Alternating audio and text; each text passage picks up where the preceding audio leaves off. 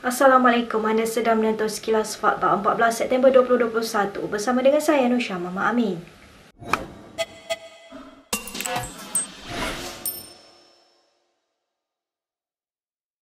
Ketua Pembangkang Anwar Ibrahim hari ini menjelaskan mengapa Pakatan Harapan menolak tawaran kerjasama yang dibuat oleh bekas Perdana Menteri Muhyiddin Yassin sebelum ini.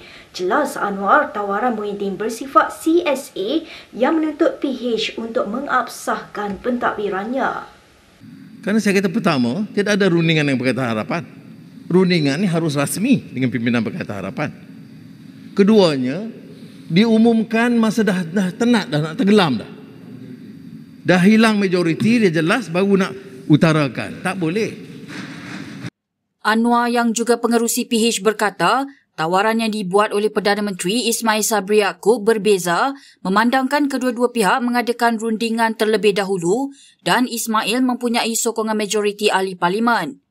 Beliau berkata demikian ketika menjawab soalan ahli Parlimen Pasir Mas Ahmad Fadli Syari yang mempersoalkan mengapa PH menolak tawaran kerjasama oleh Muhyiddin sebelum ini. Semalam PH menandatangani Memorandum Persefahaman, Transformasi dan Kestabilan Politik dengan kerajaan bagi membentuk kerjasama dwipartisan selaras dengan titah yang di-Pertuan Agong.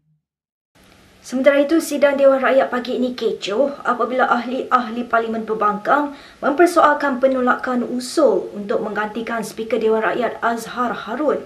Azhar yang sebelum itu mempengerusikan Dewan diminta ahli Parlimen Puchong Koh Ping Sing Deo untuk menjelaskan mengapa usul itu ditolak. Yang Muhammad, saya dah kata, saya tak melibatkan diri langsung di dalam keputusan tersebut. Ya, tapi keputusan itu mesti tahu, bukan melibatkan diri. Tapi apa keputusan itu takkan tak saya diberitahu telah ditolak. Alasan dia? Kena tanya dia lah sebab saya tak Tuan Speaker perlu tahu. Bagaimana Tuan Speaker tak tahu? Jangan bagi saya jangan suruh saya terangkan kenapa, sebab saya tak involve dalam perbuatan tersebut. Selepas timbalan Speaker Muhammad Rashid Hasnun mengambil alih sidang Dewan, ahli Parlimen Jelutong RSN Raya terus mendesak Rashid berhubung tindakannya menolak usul tersebut. Rashid kemudiannya bertindak mengarahkan ahli Parlimen itu keluar dan menggantungnya daripada hadir ke sidang Dewan Rakyat selama 2 hari. Ini selepas Raya memberi amaran kepada Rashid untuk tidak menyalahgunakan kuasanya kerana ia tindakan yang memalukan. Timbalan Speaker bukan saja memalukan di luar Dewan, memalukan di dalam Dewan. 3 kali Jelutong, saya arahkan bentara minta Jelutong keluar sekarang. Timbalan Speaker yang keluar. Letak jawatan lah. Sudah pukul 1 lah. Letak jawatan lah. Saya minta bentara jalankan tugas, keluarkan Jelutong sekarang. 2 hari. Kerajaan tidak ada pilihan kecuali mengenakan kompaun ke atas ahli Parlimen Pembangkang yang berarak untuk memasuki bangunan Parlimen pada 2 Ogos lalu. Menteri Dalam Negeri Hamzah Zainuddin bagaimanapun berkata jumlah kompaun itu akan dikurangkan dari RM3,000 kepada RM1,000 sahaja. Kompaun masih lagi kena kerana tidak ada 2 darjat di antara ahli parlimen dan rakyat lain yang juga ada buat gathering yang seperti itu. Jadi sebab itu kita terpaksa, saya minta maaf, kita bagi kompaun kerana gathering yang disalah melanggar undang-undang SOP ketika itu. Hamzah berkata demikian ketika menjawab soalan ahli Parlimen Jelutong RSN Raya mengenai siapa yang mengeluarkan arahan kepada pihak polis agar menyekat ahli parlimen daripada memasuki bangunan itu. Hamzah kemudian menjelaskan sekatan dibuat berdasarkan Akta 342 kerana terdapat lebih 100 kes COVID-19 dilaporkan di parlimen ketika itu. Berita seterusnya. Kerajaan merancang untuk mengurangkan butiran prosedur operasi standard bagi Pelan Pemulihan Negara kepada hanya 10 SOP tidak lama lagi. Menteri Kanan Pertahanan Musyamuddin Hussein berkata ia dijangka akan dilaksanakan menjelang peralihan negara ke fasa endemik pada akhir Oktober ini. We are going to reduce the SOPs yang sedia ada, jumlahnya 181. Dan target kita untuk kita kurangkannya kita kan MKN kata boleh buat, kita kurangkan dan pemudahkan hanya kepada 10 SOP. It will give me a bit of time, but I think it will be a lot easier for the public to understand by reducing 181 SOPs to 10. Hishamuddin berkata pengurangan SOP itu akan diumumkan oleh Perdana Menteri Ismail Sabri Yaakob dalam masa 2 atau 3 minggu daripada sekarang. Keputusan itu dibuat selepas perbincangan antara kementeriannya bersama Menteri Kesihatan Khairi Jamaluddin, Menteri Kewangan Tengku Zafrul Abdul Aziz dan Menteri Komunikasi dan Multimedia Anwar Musa. Nama saya Nur Aini binti Abdullah. Anak saya Saswani binti Besa umur 19 tahun. Dia ada penyakit kencing manis. Baru sebulan tu.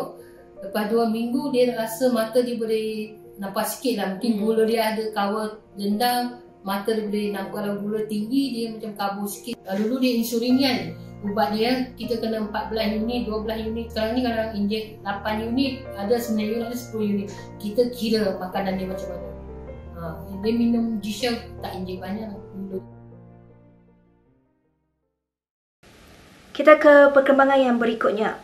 Pemimpin UMNO menyifatkan MOU transformasi dan kestabilan politik antara kerajaan dan Pakatan Harapan semalam menguntungkan kedua-dua belah pihak. Bagaimanapun ahli MKT UMNO Muhammad Fuad Zakarshi membangkitkan persoalan pihak mana yang akan memperjuangkan isu semasa negara apabila pembangkang kini bersama kerajaan. Menulis di Facebook, dia bagaimanapun berkata, Perdana Menteri Ismail Sabri Yaakob lebih berjaya berbanding pendahulunya Muhyiddin Yassin. Tambahnya, tindakan Ismail juga telah membuka jalan persefahaman antara kerajaan dan parti-parti Pakatan Harapan selepas ini. Semalam, kerajaan dan Pakatan Harapan menandatangani MOU di Parlimen bagi mengukuhkan kerjasama rentas parti serta mengembalikan kestabilan politik. Sementara itu, Ketua Penerangan UMNO Syahril Hamdan berkata, pembangkang tetap kekal memainkan peranannya sebagai pembangkang meskipun MOU itu ditandatangani.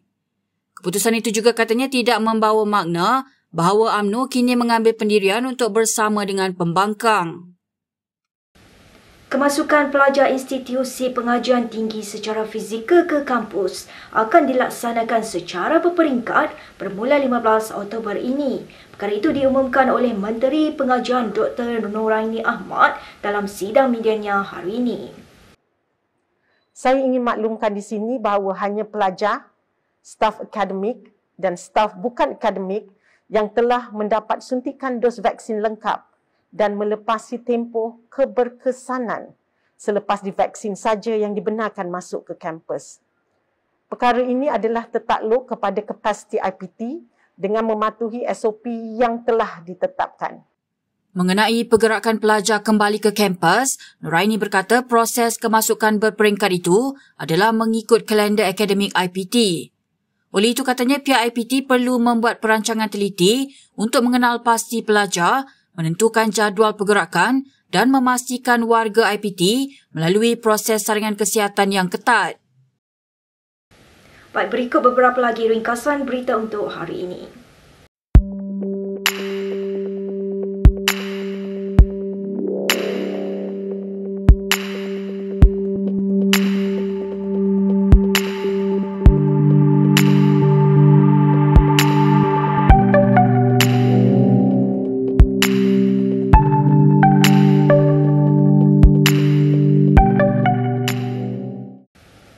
Sekian sahaja daripada saya Nur Syah Mama Amin untuk sekilas fakta. Untuk lebih banyak berita, anda boleh melayari kinitv.com. Anda juga boleh mengikuti kami di Instagram, Twitter, YouTube dan Facebook. Salam hormat dan jumpa lagi.